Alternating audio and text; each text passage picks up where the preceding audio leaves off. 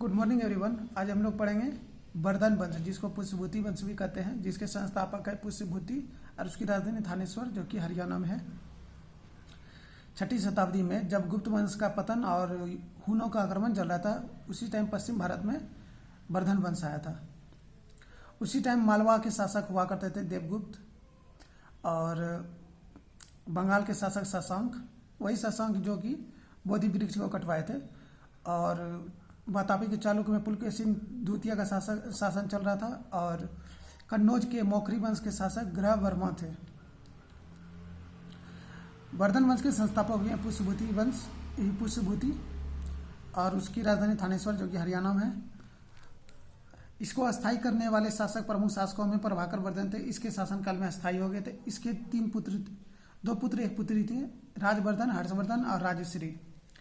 राजश्री की विवाह कन्नौज के मौखरी वंश के शासक नरेश ग्रह वर्मा से करवाए थे। प्रभाकर वर्धन की मृत्यु होने के बाद राजवर्धन गद्दी पर बैठे। मालवा के शासक देवगुप्त से और मौखरी के शासक ग्रह वर्मा के बीच युद्ध हुआ, जिसमें देवगुप्त ने मौखरी के नरेश ग्रह वर्मा की हत्या कर दी, और उनकी पत्नी जो थी राजश्री, उसको क्या कर लिया, उसको किडनैप कर लिया, मतलब उस पर अधिकार करके उसको बंदी बना लिया। तो राजवर्धन ने यह सुना तो उसने मालवा के शासक देवगुप्त को हत्या कर दिया, और राजश्री अपनी बहन को छुड़ा लिया। तो बंगाल से मालवा के शासक जो देवगुप्त थे, बंगाल के शासक शशांक से बड़ा दोस्ती चलता था। ये बात सुनकर शशांक को बड़ा विचलित हुए, और उसने धोखा से राजवर्धन की हत्या कर दी। अब पुनः उसको क्या कहते हैं, राजश्री को किडनैप कर लिया। तो उस टाइम गद्दी बैठने में कोई नहीं था।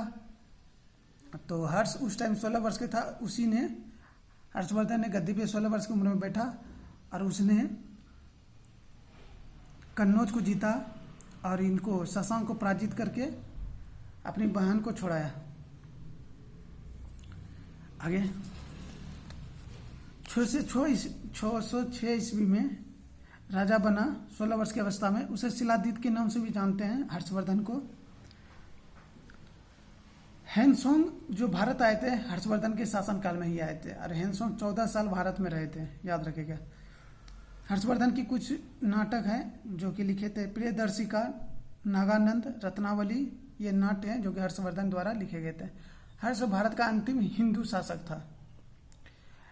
प्रत्येक 5 वर्ष पर संगम पर एक समारोह आयोजित करता था हर्षवर्धन। ठीक है, कुछ एमसीक्यू क्वेश्चन है जो कि हम पूछ लेते हैं, बता देते हैं।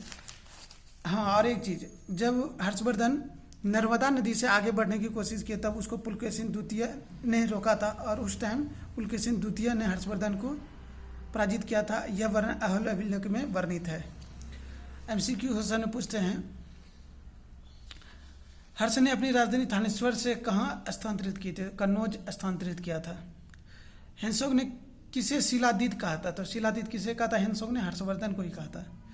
गुप्त के हास के पश्चात उत्तर भारत में बड़े भाग पर पुनर्गठित किसने किया था? हर्षवर्धन ने ही दूसरा था, जो कि गुप्त वंश के बाद दूसरा अति बड़ा विकसित किया था वंश को।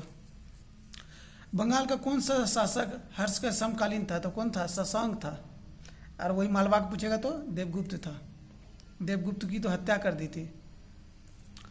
चालुक्य शासक पुलकेशिन ने किस नदी के किनारे हर्षवर्धन को पराजित किया था? नर्मदा नदी किनारे।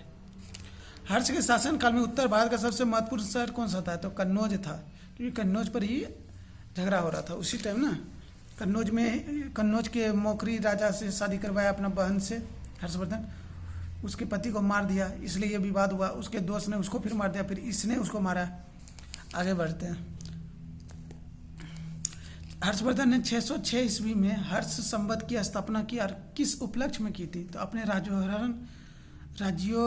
राज्योहरण के उपलक्ष्य में किया था। नागानंद, रत्नावली प्रदेश का किसकी रचना है? तो हर्षवर्धन की है, बता चुके हैं। युकी किसने लिखा था? वो हेनसोंग लिखे थे, और 14 साल हेनसोंग रहे थे भारत में। हर्षवर्धन ने अपनी पुत्री का विवाह किससे किया था?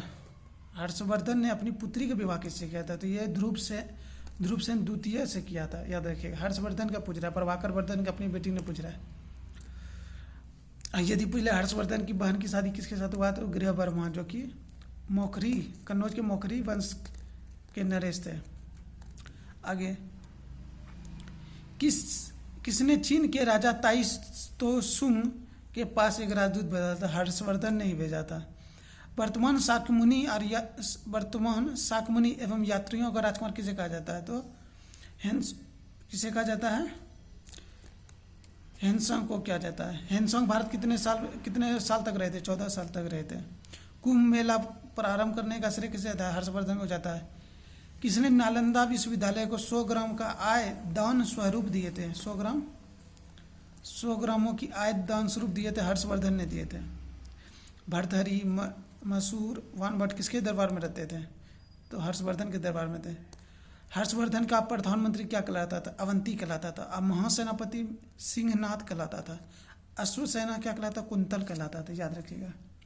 उसी तरह भारत के लोग गर्म मिजाज के हैं, उन्हें जल्दी गुस्सा आता है, परंतु ईमानदार होते हैं, भारतीय स्वच्छता प्रेमी हैं। ये किसने कहा था? हेनसोंग कहे थे, भारत जो आए थे चीनी यात्री।